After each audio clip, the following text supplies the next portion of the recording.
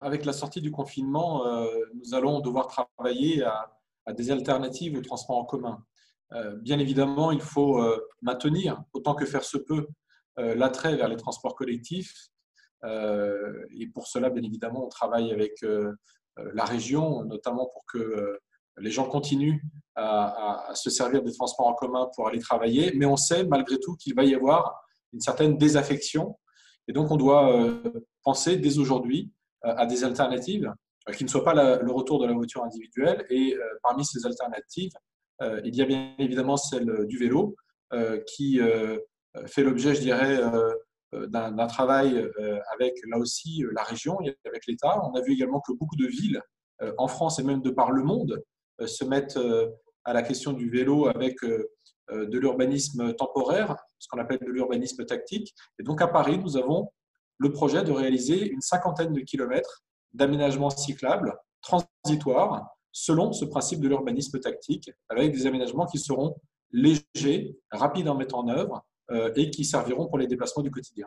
L'intérêt de ces aménagements, c'est qu'ils peuvent être faits très rapidement, contrairement à d'habitude où ça prend plusieurs années avant de mettre une piste cyclable en place. Qu'est-ce qui change? Comment vous faites pour aller aussi vite? Oui, on a une urgence qui est celle de répondre à la question de la distanciation physique dans l'espace public et de permettre aux gens de se déplacer. Le vélo est un mode qui permet de répondre à ces deux impératifs. Et pour cela, donc, pour aller vite, eh bien, on doit ne pas faire comme on fait d'habitude, mais on doit faire autrement. Et c'est la raison pour laquelle donc, on part sur des aménagements qui seront réversibles, où on va plutôt poser soit des balisettes, soit des blocs en béton, ou faire simplement des marquages au sol, de manière à ce qu'on puisse aller vite, faire en sorte que les aménagements sortent rapidement et que l'on soit au rendez-vous tout simplement de la reprise de l'activité qui va se faire au fur et à mesure qu'on va sortir du confinement. Et on sait par ailleurs qu'il va y avoir une demande très très forte sur le vélo. On le voit déjà à travers tout simplement les demandes d'aide de financement que nous recevons pour l'achat de vélos à assistance électrique qui sont en augmentation et qui montrent que les Franciliens, les Parisiens se préparent à sortir du confinement en remontant en selle. Il se trouve que comme nous avons une crise sanitaire qui va durer, malheureusement, il va falloir aussi adapter nos villes et nos vies à cette nouvelle situation qui va perdurer pendant plusieurs mois.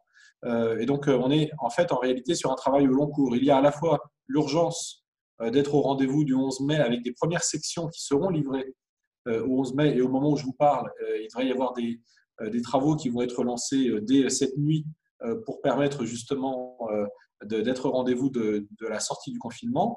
Mais au-delà, c'est bien à une remise en cause profonde, j'ai envie de dire, de notre façon d'aborder l'espace public que nous devons donc penser aujourd'hui et donc de redistribuer l'espace en faveur des cyclistes pour les déplacements du quotidien, mais aussi des piétons parce que c'est également nécessaire dans une ville qui est très dense comme Paris, parce que la réalité d'aujourd'hui, c'est que la voiture occupe encore une place extrêmement importante de l'espace public et donc il va falloir que cet espace soit partagé, notamment avec les piétons et les cyclistes. Qu'est-ce qui pourrait demeurer de ces mesures que vous prenez là dans l'urgence? L'objectif que nous poursuivons tous aujourd'hui, c'est de retrouver une vie sociale qui soit compatible avec les règles de distanciation physique et puis les gestes barrières pour vivre avec le virus, parce que nous allons devoir vivre avec le virus. Et donc, nous allons devoir aussi adapter l'usage de l'espace public à la présence de ce virus. Et pour cela, ça signifie notamment, par exemple, que lorsque les commerces vont rouvrir, qu'il va falloir marquer des lieux d'attente, comme le font déjà d'ailleurs certains commerçants lorsqu'ils indiquent l'espacement de 1 mètre entre chaque client dans leur commerce. Eh bien, nous allons poursuivre ces marquages, mais dans les rues de Paris, au niveau des trottoirs, dans l'espace public, pour permettre justement cette distanciation physique. Et puis, lorsque les trottoirs sont trop étroits, si vous avez des gens qui font la queue dans un commerce, mais que vous avez des gens, que ça empêche les gens de circuler, eh bien, il faut élargir les trottoirs. Et donc, ça veut dire qu'on va devoir eh bien, redistribuer cet espace public au profit des piétons. Donc, ça veut dire élargir les trottoirs, peut-être parfois piétonniser des rues ou faire des rues à priorité piétonne. Et donc, voilà, c'est tout ce travail, j'ai envie de dire, au long cours qui s'engagent aujourd'hui pour repenser le fonctionnement de nos villes, notamment à l'aune de la distanciation physique, mais aussi de la volonté de retrouver une certaine vie sociale. Et par exemple, au moment où les cafés et les restaurants rouvriront, je l'espère peut-être au mois de juin, eh bien, on devra aussi penser à la façon dont les terrasses de café, qui font aussi partie de l'art de vivre à la française et de l'art de vivre parisien, eh bien, comment elles pourront s'organiser et se déployer dans l'espace public. Donc, c'est tout un champ qui s'ouvre à nous. Alors, on va être très clair, hein, la voiture n'est pas une option. On sait que, par ailleurs, lorsqu'il y a un usage intensif des véhicules individuels motorisés, ça entraîne de la congestion, ça entraîne de la pollution.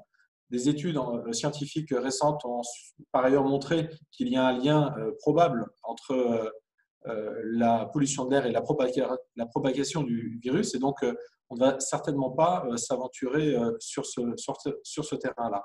Ce qui veut dire qu'on doit penser à d'autres alternatives que l'usage de la voiture.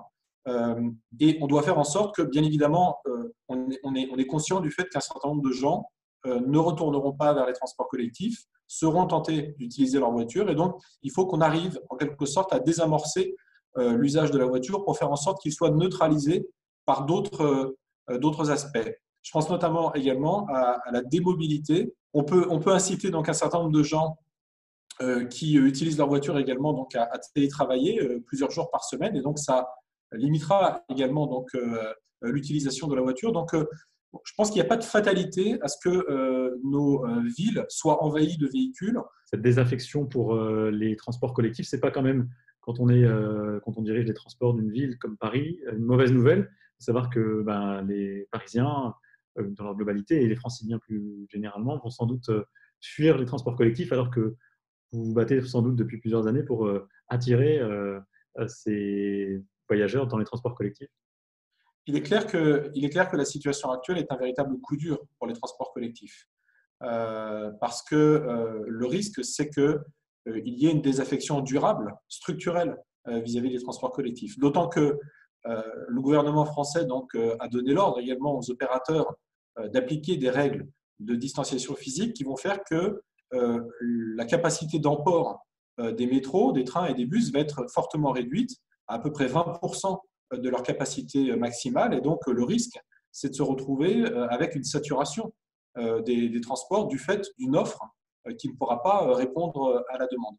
Et donc, on voit bien qu'il va y avoir donc une nouvelle donne pour les transports collectifs. Il faut absolument que l'on puisse avoir un service maximal au niveau de l'offre de transport pour favoriser justement la désaturation et éviter des phénomènes de densification trop forte au niveau des usages, faire en sorte que la distanciation physique soit bien respectée dans les transports, et faire en sorte aussi que par les gestes barrières, par le port du masque obligatoire, par la mise à disposition de gel hydroalcoolique, eh bien, les gens se sentent en sécurité lorsqu'ils utilisent les transports collectifs, de manière à pouvoir aussi redonner confiance dans l'usage de ces transports. Je voudrais juste vous citer un chiffre. La ligne 1 du métro, c'est 1 million de voyageurs par jour.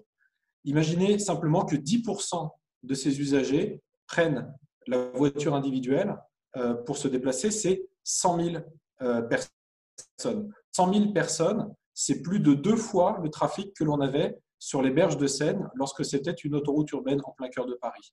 Donc on voit bien que l'option du report vers la voiture, même marginale à 10% et sur une ligne de métro, entraînerait complètement la thrombose de nos villes. Donc ça n'est pas une option.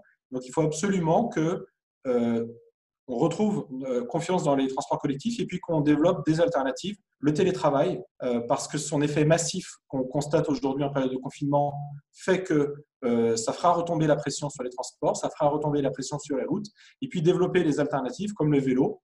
Et donc, je pense que c'est à cela que ressembleront nos villes dans les semaines et dans les mois qui viennent, c'est-à-dire des villes dans lesquelles on travaille davantage chez soi, on utilise davantage le vélo, et puis surtout, on évite de recourir à la voiture parce que ce n'est pas une option pour un avenir soutenable de nos vies.